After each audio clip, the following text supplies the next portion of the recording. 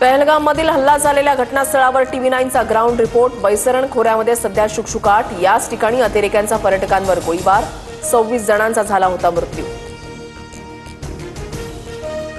जम्मू काश्मीरमधील दहशतवादी हल्ल्याची थरकाप उडवणारी दृश्य। दहशतवादी पर्यटकांवर गोळीबार करतानाचा लाईव्ह व्हिडिओ समोर।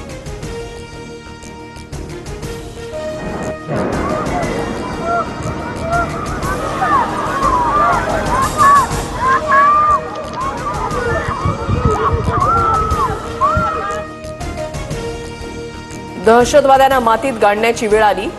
पहलगामच्या दोषींना कल्पनेपेक्षाही मोठी शिक्षा होईल। पंतप्रधान मोदींचा इशारा। हल्ल्यातील मृतांना वाहिली श्रद्धांजली।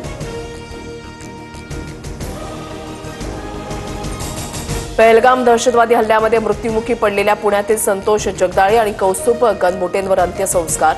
शरद पवारांकडून शोकाकुल कुटुंबियांचं सांत्वन। हिंदू कोण विचारल्यावर वडिलांनी हात वर केला, मग गोळी मारली। विनवणी करूनही अतिरेक्यांनी गोळ्या झाडल्या। डोंबिवलीमधील हर्षल लेलेने सांगितला पहलगाममधील हल्ल्याचा घटनाक्रम। दहशतवाद्यांनी डोळ्यामध्ये गोळ्या घातल्या, लहान मुलांना मारलं। आम्ही टिकल्या काढून फेकल्या, अजान म्हटलं, पण तरीही त्यांनी आम्हाला सोडलं नाही। पहलगाम हल्ल्यातील पीडित कुटुंबांना सांगितलं अंगावर काटा आणणारा अनुभव। जम्मू काश्मीरमध्ये अडकलेले पर्यटक विशेष विमानानं महाराष्ट्रात। नागपूर, मुंबई, पुण्यासह आतापर्यंत 120 पर्यटक सुखरूप परतले। उपमुख्यमंत्री एकनाथ शिंदेंच्या उपस्थितीमध्ये एअरलिफ्ट। पहलगाम हल्ल्यामागे पाकिस्तानचा हात। केंद्र सरकार आक्रमक। कोणत्याही पाकिस्तानी व्यक्तीला भारत वा हद्दीमध्ये प्रवेशास बंदी। पाकिस्तानी नागरिकांना सार्क व्हिसा मिळणार नाही, तर पाकिस्तानींना 48 तासात भारत सोडण्याच्याही सूचना।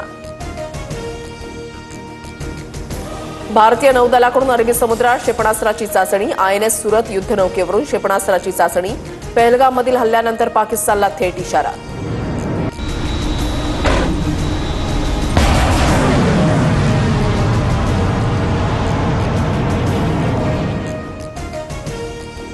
पहलगाममध्ये हल्ला करणाऱ्या दहशतवाद्यांचे फोटो समोर। 2 पाकिस्तानी तर 2 स्थानिक दहशतवादी असल्याची माहिती।